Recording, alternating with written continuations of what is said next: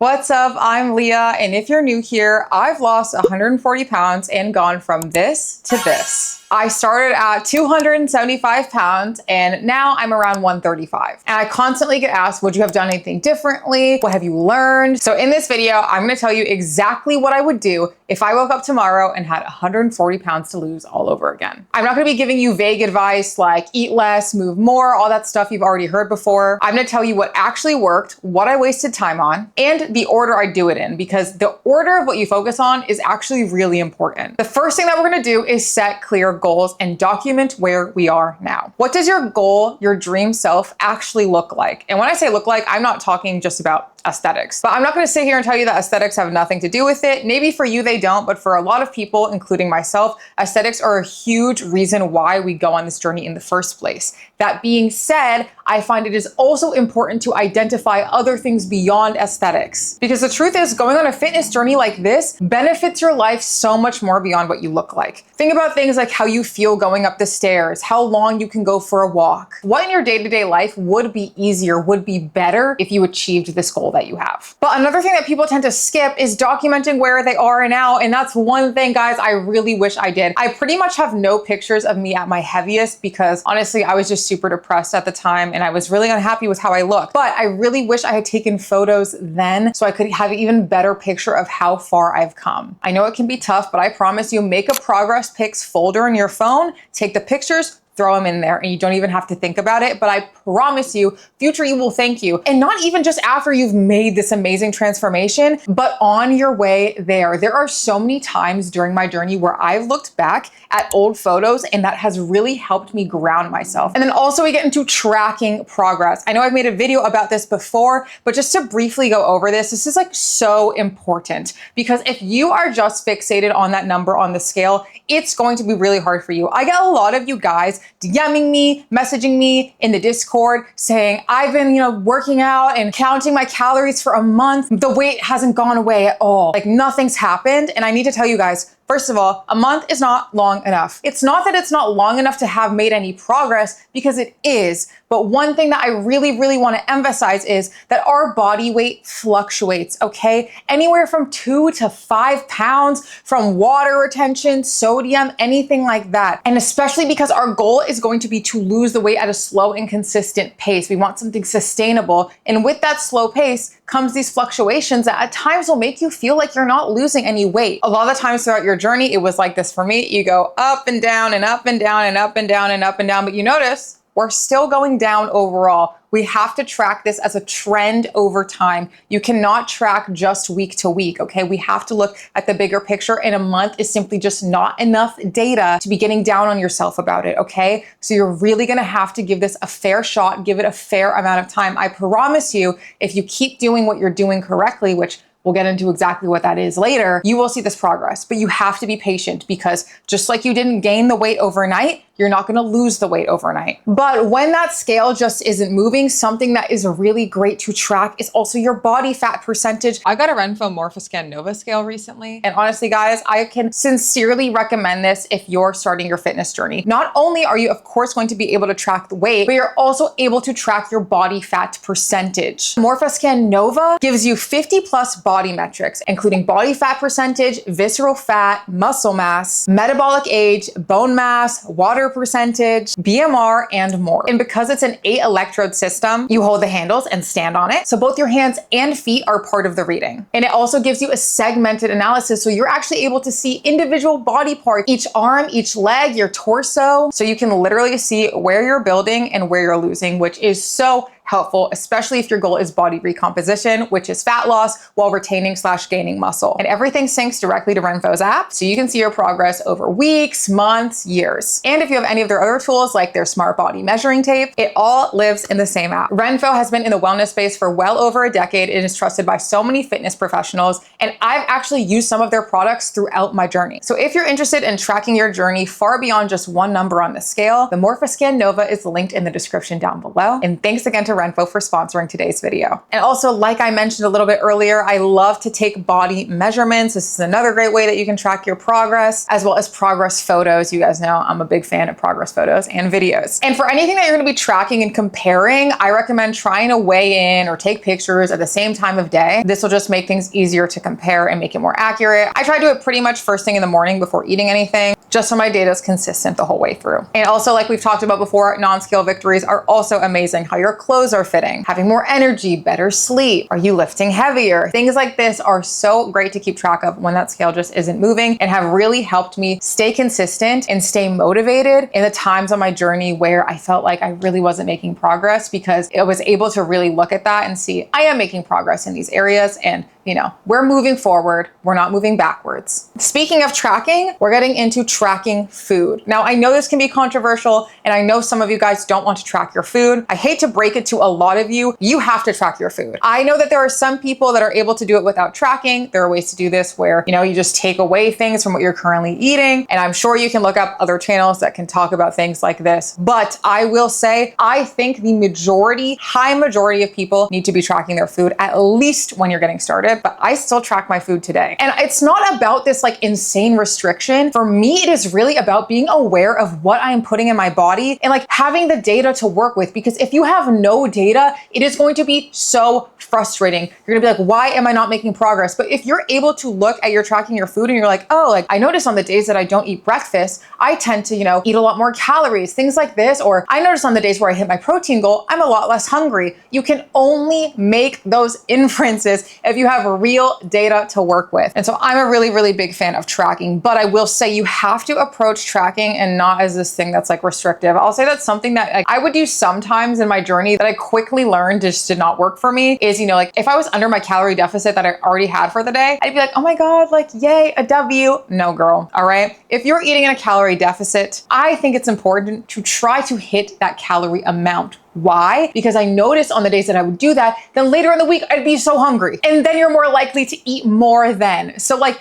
that's why I say it should be less about restriction and more about like having a goal and hitting that goal, hitting your protein goal especially. And along with tracking, you need to get a food scale. I promise you, like I've said a million times, you do not know what a tablespoon is, okay? If you are not tracking your food, like you just don't know. And you need a food scale to do it, because some of you guys have told me, I'm tracking my food and I'm not making progress. And then I ask you, are you measuring your food? Are you weighing your food? And you're like, no. And then I'm like, well, then you're not tracking your food. You're like kind of thinking about your food a little bit and writing some notes, but if you're not tracking everything, guys, you just aren't gonna have the data to work with. And I know it sounds so annoying, but like I promise you guys, like it's genuinely not that deep. Like it will get so much easier the more that you do it. But also like it's okay if the things on this journey are a little bit annoying, okay? Like sometimes we have to be a little bit uncomfortable to make progress. Like that is just the reality of life. You're not gonna make progress on this journey if you're chasing constant comfort. I'm not telling you that you have to be hungry all the time and you have to be this and that. I'm just telling you that you have to do things intentionally and you have to put effort in. There is no progress without effort. So I recommend getting a food scale. To me, this is an absolute non-negotiable. I'll link the one that I use down below and also everything that I talk about in the description, but you can just get anyone off Amazon, guys. It's like $10 to $15 and I promise you it is worth the investment. A lot of you guys ask me what app I use to track. I personally use MacroFactor. I personally love MacroFactor, and I think if you're on a weight loss journey, it is especially helpful because it actually takes the data from your weigh-ins, and every week it's using that trend over time that we've talked about to calculate and get a better idea of the calories that you're actually burning. And so it may lower or increase your deficit depending on how you've been doing with the deficit it gave you before. So I absolutely love that the app does that. I find it extremely helpful. But you can use any app that you'd like to track calories. One thing I do want to call out, and one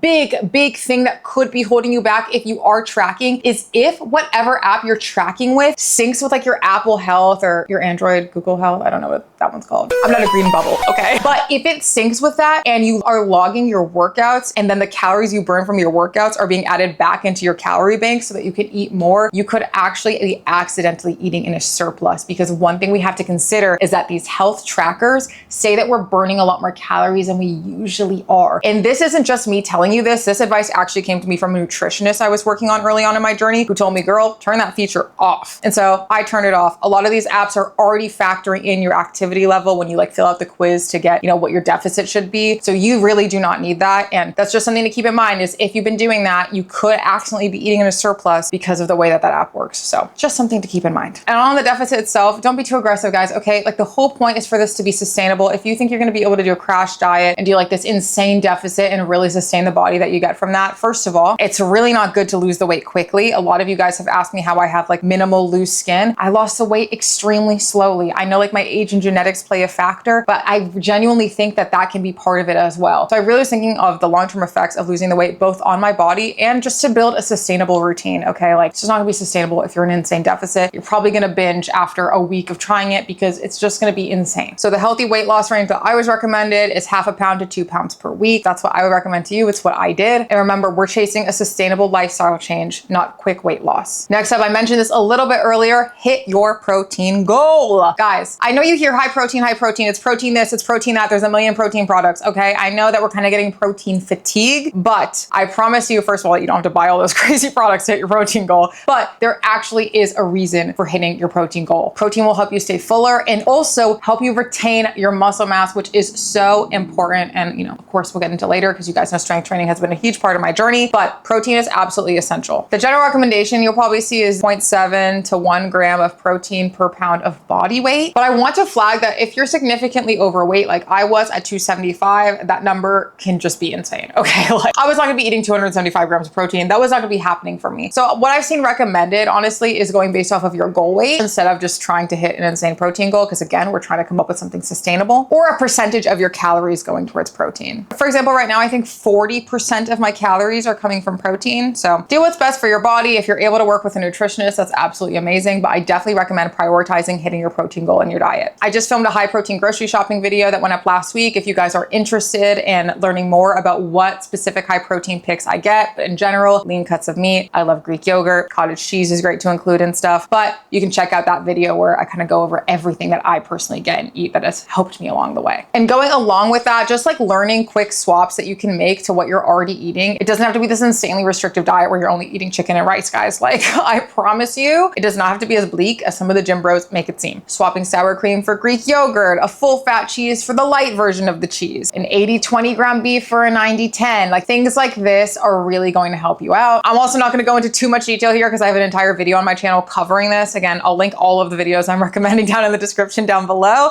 But generally just making these swaps for your food, learning to make healthier versions of foods that you already love are really going to help. Like I promise you, you do not need to have a bland and boring diet. I honestly love the foods that I eat. I think I make really interesting and delicious foods. And so just know it doesn't have to be this like bleak, boring thing. Like it can genuinely be delicious. And you'd be surprised at how much of an impact some simple swaps could make to the food that you're already eating. I also would have started strength training before I started prioritizing cardio. I honestly like really prioritize the treadmill. You hear everyone say like you need to do cardio to lose weight. Like I just heard that so often. It's simply not the truth. You do not need to do cardio to lose weight. I will say I live in a walkable city, all right? I get a lot of steps in and I think that's great. I really think the 10K steps is a great goal to have. It's really great to get your body moving. But like I think like doing intense cardio on the treadmill, I'm not saying it doesn't do anything, guys, okay? I'm not saying it will do nothing for you. But one, I will say the treadmill and your fitness tracker will tell you you're burning way more calories than you actually are. So you have to keep that in mind. And two, you actually will burn less calories throughout the day. Like the little things that you do, like the non-exercise things that are burning calories, like your movement, you might fidget a lot, but then if you go on the treadmill, you might fidget less throughout the day, all right? Your body is going to adjust. And so that's why I always say the diet is really where you guys need to focus. Like you really cannot outrun a bad diet. And I honestly used to do like an hour on the treadmill before I got into any of my strength training, which is just not good, okay? If you're gonna do cardio, you can do it on your days where you're not strength training, or you can do it after your strength training, but really try to reserve a huge amount of your energy for the strength training so you can give the best effort possible for optimal results there. My fitness journey has been a little bit over 3 years, so I got into it pretty soon, especially like I was doing Orange Theory, which had strength training as part of it,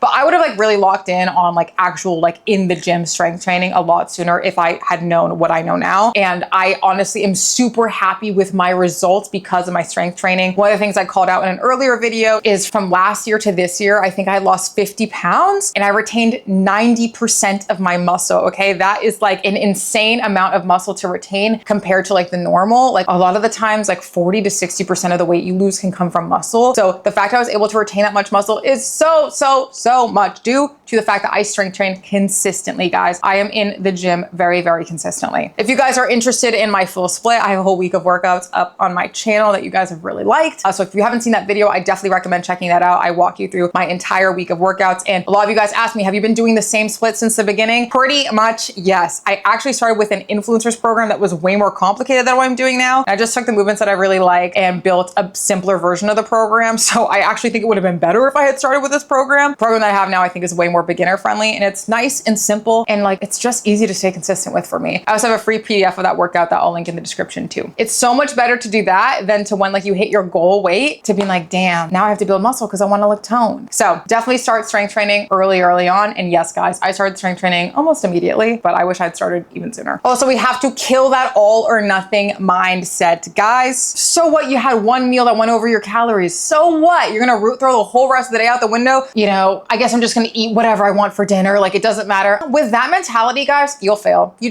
won't be able to do it, okay? Like, you need to understand that sometimes you're gonna mess up. We're human. I mess up all the time. Literally, guys, like, this is just a part of life. You will inevitably fall off. What matters is what you do next. Are you gonna get back on track? Are you gonna sit and sulk and feel sorry for yourself and do literally nothing? Like, guys, come on. You seriously think that making one mistake means that your entire journey is shot? Stop using mistakes as an excuse to not put any effort in for yourself. A lot of the times we hear the word consistency and we think that means being perfect all the time, but that's just not what that means. Consistency to me means that I have like my base level is these great habits that I've built, this great routine that I have. And when I fall off of that routine because things come up, I'm able to get back on track. You guys will ask me about cravings and stuff, for example, like how do you not give into the cravings? I say like, I'm really not of this mindset that you shouldn't give into cravings. I'm thinking like, what is a healthier way that we can relieve that craving, basically? Like, I love this buffalo chicken dip at a restaurant near me. Oh my God, it's so amazing. Guess what? I learned how to make a high protein buffalo chicken dip and I actually like it better. Okay, all right, I like it better. And so now I know that I can make it at home, and honestly, it pretty much kills my craving for going out because I'm like, I can just make it. Honestly, I make it better. Or you guys know I love Thin Mints, okay?